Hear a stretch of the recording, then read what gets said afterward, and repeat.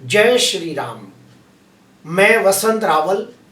आज मैं आपको बताने आया हूं जन्म कुंडली का पांचवा भाव खाली हो तो उसका फलादेश कैसे किया जाता है।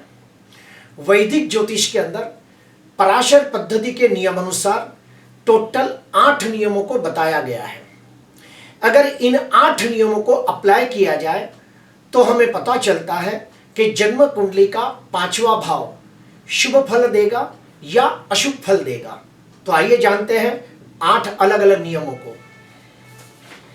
सबसे पहला, जन्म कुंडली के अंदर इस भाव को पंचम भाव कहते हैं और शुरुआत यहां से होती है। यह होता है पहला भाव, दूसरा भाव, तीसरा भाव, चौथा भाव, पांचवा भाव। तो इसे हम पांचवा भाव कहते हैं और इसके अंदर कोई भी राशि हो सकती है और जब कोई भी राशि होगी तो उसका ग्रह भी अलग होगा। लेकिन आप लोगों को समझाने के लिए मैंने कर्क लग्न की कुंडली ली है और इसके अंदर हम जानेंगे कि पंचम भाव का फल हम कैसे डिसाइड करते हैं। तो पहले तो हम जानेंगे कि पंचम भाव से क्या क्या देखा जाता है। पंचम भाव से देखा जाता है कि व्यक्ति को संतान का सुख कैसा प्राप्त होगा, इनके जो संतान होंगे उनके आचार विचार संस्कार चारित्र कैसा होगा। पंचम भाव से यह भी देखा जाता है कि गत जन्म में पाप कर्म किए होंगे कि पुण्य कर्म किए होंगे। पंचम भाव से यह भी देखा जाता है कि प्रेम, प्रेमिका, प्रियजन व्यक्ति, फिर उनके जो प्रेमी होंगे उनका स्वभाव कैसा होगा, उनके आचार विचार संस्कार चारित्र कैसा होगा। यह सब पंचम भाव से देखा जाता है। पंचम भाव से विद्या का विचार किया जाता है, स्कूल, ग्रेजुएशन की डिग्री, यह सब पंचम भाव से देखा जाता है। व्यक्ति कितना बुद्धिमान, गुणवान, तेजस्वी होगा, उसकी स्मरण शक्ति कैसी होगी, ग्रहण शक्ति कैसी होगी, तर्क बुद्धि कैसी होगी, उसकी कल्पनाशीलता कैसी होगी, उसकी रुचि कौन कौन सी चीजों में होगा, यह सब पंचम भाव से देखा जाता है। आइए अब हम लोग पराशर पद्धति का पहला नियम अप्लाई करते हैं पंचम भाव के ऊपर। पंचम भाव का पहला नियम ये कहता है, पराशर का पहला नियम ये कहता है कि पंचमेश ग्रह कौन सी राशि में बैठा है यह जानना अति अति आवश्यक होता है। जैसे कि पंचमाधिपति ग्रह मित्र राशि में बैठा हो, स्वगृही राशि में बैठा हो या उच्च राशि में बैठा हो तो निश्चित तौर पे पंचमेश को बलवान माना जाएगा और जब पंचमेश बलवान हो गया तो पंचम भाव के शुभ फलों में भी वृद्धि हो जाती है। एग्जाम्पल, पंचमाधिपति मंगल सिंह राशि में मित्र राशि का होकर बैठा है, पंचमाधिपति मंगल दसम भाव में स्वगृही होकर बैठा है, दिग्बली भी हो रहा है, पंचमाधिपति मंगल उच्च का होकर सप्तम भाव में रुचक योग नाम का राजयोग बना रहा है। तो यहाँ पे पंचमेश ग्रह बलवान हो गया तो हम कहेंगे कि पंचमेश मंगल बलवान है तो पांचवा भाव भी शुभ हो गया। तो ऐसी स्थिति में उसका फलादेश कैसे किया जाएगा। जब पंचमेश बलवान होगा तो हम कहते हैं कि ये व्यक्ति को संतान का सुख उत्तम प्राप्त होगा। इनके जो संतान है अत्यंत बुद्धिमान, गुणवान, तेजस्वी, भाग्यशाली होंगे। ये व्यक्तियों को विद्या प्राप्ति और ज्ञान प्राप्ति के बहुत प्रबल योग बनेंगे। ये लोगों को हमेशा पिछले जन्म का पुण्य सहायता करेगा। फल स्वरूप इस जन्म के अंदर इन्हें हर सुख सुविधा और संपन्नता आसानी से प्राप्त होगी। अभी ठीक उसके विपरीत जाते हैं। अगर जन्म कुंडली का जो पंचम भाव है उसका स्वामी अगर शत्रु राशि में बैठा हो तो, नीच राशि में बैठा हो तो बिल्कुल अच्छा फल नहीं माना जाएगा। पंचमेश कमजोर हो गया तो पंचम भाव कमजोर माना जाएगा। तो उसका फलादेश क्या होगा। एग्जाम्पल पहले देता हूं कि यहां देखिए पंचमाधिपति मंगल 12वें स्थान के अंदर शत्रु राशि में बैठा है, पंचमाधिपति मंगल कर्क राशि के अंदर नीच का हो रहा है तो पंचमेश कमजोर हो गया। जब पंचमेश कमजोर हो गया तो उसका पांचवा भाव भी कमजोर हो गया। तो उसका फलादेश ऐसा होगा कि इन व्यक्तियों को संतान सुख के अंदर देरी हो सकती है, पहला संतान मिसकैरेज या एबॉर्शन हो सकता है। इनके जो संतान होंगे वो भी स्वभाव से जिद्दी, हठी, गुस्से वाले, चिड़चिड़े होंगे। पंचम भाव शेयर बाजार का भी होता है तो जब पंचमेश कमजोर होता है तो हम कह देते हैं कि शेयर बाजार के अंदर भी अच्छी सफलता प्राप्त न होगी, नुकसानी के प्रबल योग बनेंगे। इनको विद्या प्राप्ति में, ज्ञान प्राप्ति में बहुत सारी अड़चने, रुकावटें, तकलीफें आएगी। इन्हें प्रेम इश्क मोहब्बत के अंदर भी सफलता प्राप्त न होगी। तो इस प्रकार से फलादेश किया जाता है। पराशर पद्धति का दूसरा नियम क्या कहता है? दूसरा नियम ये कहता है कि पंचमाधिपति ग्रह कौन से भाव में बैठा है। अगर केंद्र में बैठा हो, त्रिकोण भाव में बैठा हो या दूसरे 11वें भाव में बैठा हो तो निश्चित तौर पे बहुत बहुत अच्छा फल देता है। एग्जाम्पल, पंचमाधिपति मंगल दूसरे भाव में बैठ के चौथी दृष्टि से स्वराशि को देख रहा है। पंचमाधिपति मंगल 11वें भाव में बैठ के स्वराशि के खुद को देख रहा है। पंचमाधिपति मंगल केंद्र में देखो रोचक योग बना रहा है।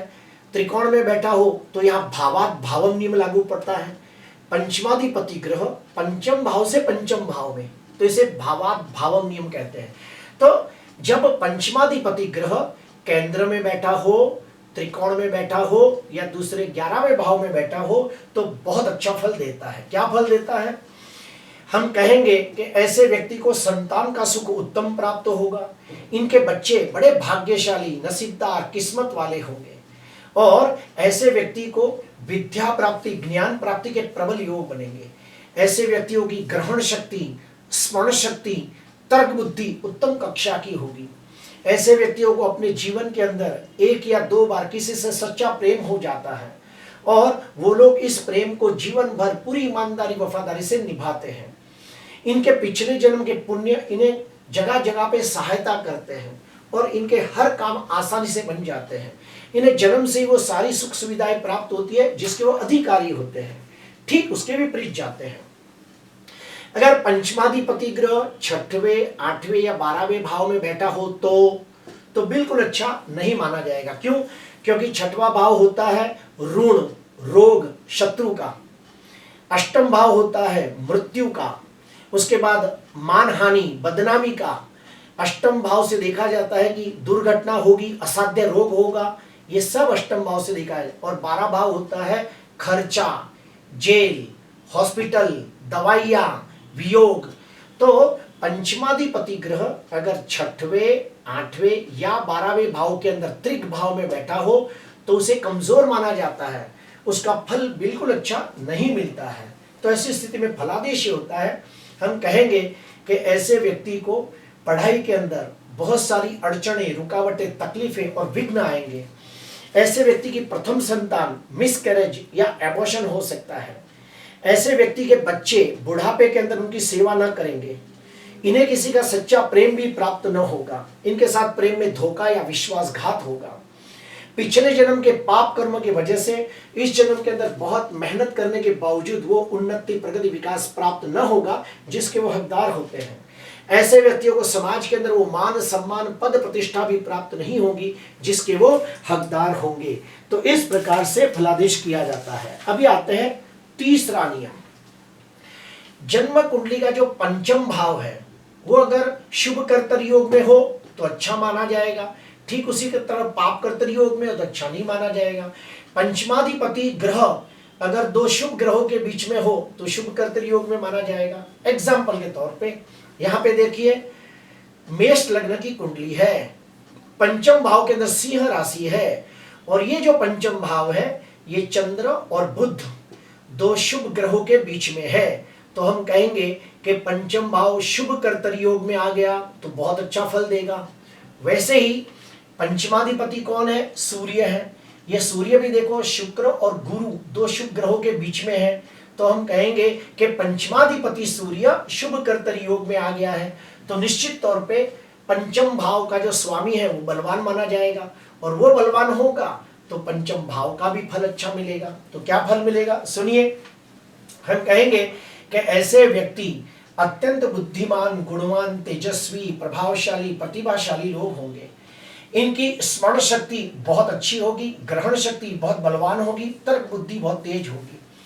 ऐसे व्यक्तियों को उत्तम संतान का सुख प्राप्त होगा और इनकी जो संतान है वो भी अत्यंत बुद्धिमान, गुणवान, तेजस्वी, आज्ञाकारी होगी और भाग्यशाली होगी। संतान के जन्म के बाद इनके भाग्य में वृद्धि होगी। इनके जीवन में इनको 1 या 2 बार किसी से सच्चा प्रेम होगा और वो प्रेम भी ईमानदारी, वफादारी से निभाएंगे। अभी ठीक उसके विपरीत जाते हैं। अगर पंचम भाव 2 पाप ग्रहों के बीच में हो तो जैसे कि शनि और राहु के बीच में, मंगल और राहु के बीच में, उसके बाद मंगल और केतु के बीच में। तो जब पंचम भाव दो पाप ग्रहों के बीच में होगा तो हम कहेंगे कि पंचम भाव पाप कर्तृ योग में पीड़ित है। ठीक वैसे ही पंचमाधिपति सूर्य अगर जो शनि राहु, मंगल राहु, फिर शनि केतु ऐसे दो पाप ग्रहों के बीच में हो तो हम कहेंगे कि पंचमेश ग्रह पाप कर्तृ योग में पीड़ित है, तो बिल्कुल अच्छा फल नहीं मिलेगा। तो उसका फल क्या होगा? हम कहेंगे कि ऐसे व्यक्ति के बच्चे जिद्दी, हठी, गुस्से वाले, स्वार्थी होंगे, माँ बाप की आज्ञा का पालन न करेंगे, बुढ़ापे में माँ बाप की सेवा न करेंगे। ऐसे व्यक्तियों को प्रेम में हमेशा हताशा, निराशा, निष्फलता प्राप्त होगी। ऐसे व्यक्ति को विद्या प्राप्ति में, ज्ञान प्राप्ति में बहुत सारे विघ्न, अड़चने, रुकावटें, तकलीफें आएगी। ऐसे व्यक्तियों को पेट की बीमारियां हो सकती है। क्यों? क्योंकि पंचम भाव से पेट का भी भाग देखा जाता है। तो जो पंचम भाव का स्वामी पीड़ित होगा तो उन लोगों को पेट के अंदर गैस ट्रबल, एसिडिटी, कब्जियत, कॉन्स्टिपेशन जैसी बीमारी भी हो सकती है। अभी हम आते हैं आगे का नियम। आगे का नियम ये कहता है कि अगर पंचमेश ग्रह अगर कोई शुभ राजयोग बनाता हो तो ये राजयोग कैसे बनाता है वो भी मैं पहले बताऊंगा। पहले तो देखो, मिथुन लग्न की कुंडली है और मिथुन लग्न की कुंडली के अंदर पंचम भाव के अंदर तुला राशि है और जो तुला राशि है उसका स्वामी कौन है? शुक्र। तो नियम ये कहता है कि पंचमेश ग्रह कोई शुभ योग या कोई राजयोग बनाता हो तो सोने पे सुहागा जैसा फल मिलेगा और पंचम भाव का बहुत अच्छा फल मिलेगा। एग्जाम्पल लेते हैं कि मिथुन लग्न की कुंडली के अंदर पंचमाधिपति शुक्र है। ये शुक्र बुध के साथ युति करके लक्ष्मी नारायण नाम का राजयोग बना रहा है। उसी प्रकार पंचमाधिपति शुक्र उच्च का होकर दसम भाव में मालव योग नाम का राजयोग बना रहा है। तो जब आपकी कुंडली में पंचमेश कोई भी हो सकता है, आपकी कुंडली में पंचमाधिपति चंद्र गुरु के साथ गजकेसरी योग बनाता हो, आपकी कुंडली के अंदर पंचमाधिपति चंद्र मंगल के साथ लक्ष्मी योग बना सकता है, तो आपकी कुंडली में पंचमाधिपति कोई भी हो सकता है। अगर वो कोई शुभ योग, कोई राजयोग बनाता हो तो पंचम भाव के शुभ फल में 3 गुना वृद्धि हो जाती है। और हम उसका फलादेश करते हैं कि ऐसे व्यक्तियों को विद्या प्राप्ति और ज्ञान प्राप्ति के बहुत प्रबल योग बनते हैं और ये लोग बड़े बुद्धिमान, गुणवान, तेजस्वी होते हैं। इनके बच्चे भी अत्यंत बुद्धिमान, गुणवान, तेजस्वी होते हैं। इनकी ग्रहण शक्ति, स्मरण शक्ति, तर्क बुद्धि उत्तम कक्षा की होती है।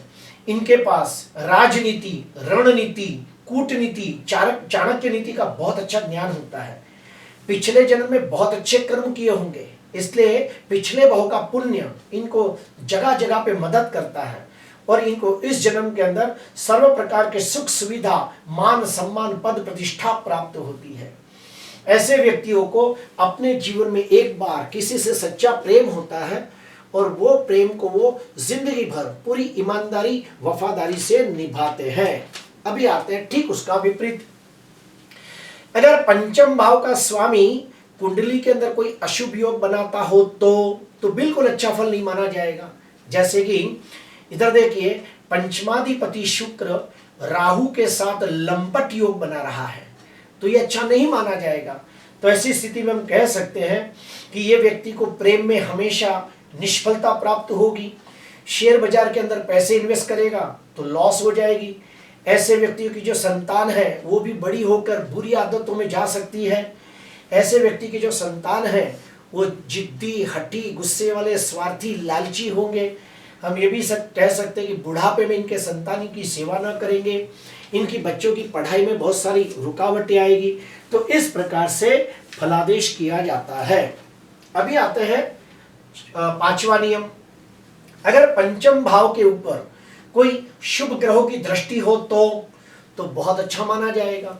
तो देखिए, मिथुन लग्न की कुंडली के अंदर पंचम भाव के अंदर तुला राशि है, तो अगर पंचम भाव के ऊपर कोई शुभ ग्रहों की दृष्टि हो तो सोने पे सुहागा जैसा फल मिलेगा। एग्जाम्पल लेते हैं, चंद्र 11वें भाव में बैठकर अपनी 7वीं दृष्टि से पंचम भाव को देख रहा है तो बहुत अच्छा फल मिलेगा। गुरु 9वें भाव में बैठकर अपनी नवम दृष्टि से पंचम भाव को देख रहा है तो बहुत अच्छा फल मिलेगा। तो ऐसी स्थिति में हम कहेंगे कि इनके बच्चे बड़े बुद्धिमान, गुणवान, तेजस्वी, नसीबदार, भाग्यशाली और आज्ञाकारी संतान होगी। ऐसे व्यक्ति अत्यंत विद्वान, ज्ञानी, धार्मिक, आध्यात्मिक विचारों वाले लोग होंगे। इनको अपने जीवन में प्रेम में सफलता प्राप्त होगी।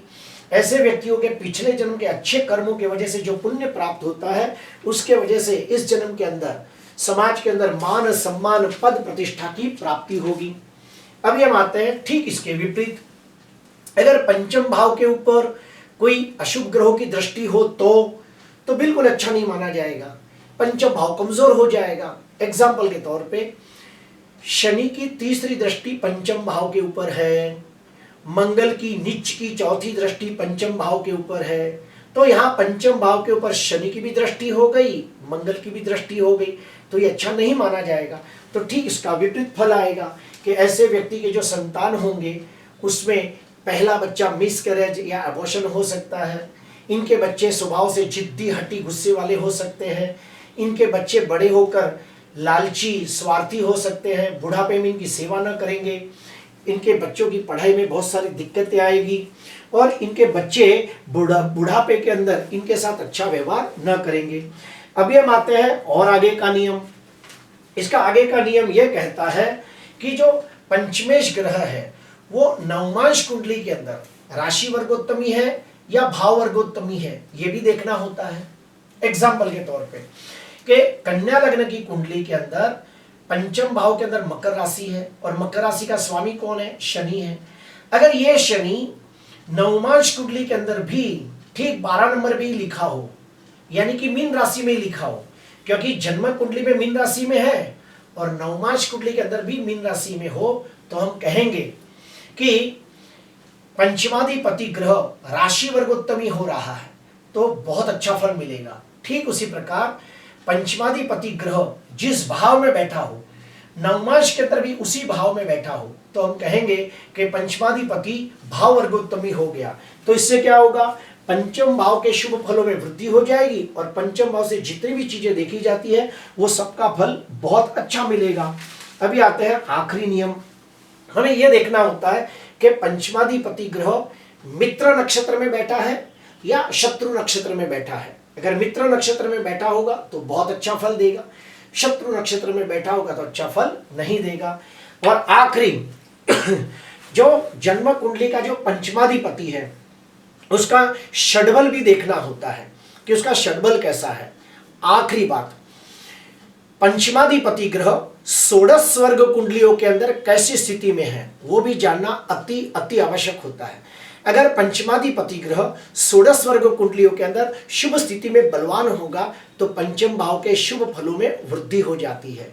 ठीक उसके अपोजिट पंचमाधिपति ग्रह षोडश वर्ग कुंडलियों के अंदर नीच का हो, निर्बल हो, छठवें, आठवें, 12वें घर में हो तो पंचम भाव का फल अच्छा नहीं मिलेगा।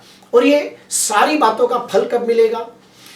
आपकी कुंडली में पंचमाधिपति ग्रह जो भी हो उस ग्रह की महादशा, अंतरदशा, प्रत्युंतर दशा, सूक्ष्म दशा, प्राण दशा आएगी, तब पंचम भाव से लगती सारी बातों का फल देखने को मिलता है। तो प्रिय दर्शकों, आज मैंने आपको बताने की कोशिश की कि पंचम भाव खाली हो तो उसका फलादेश कैसे किया जाता है।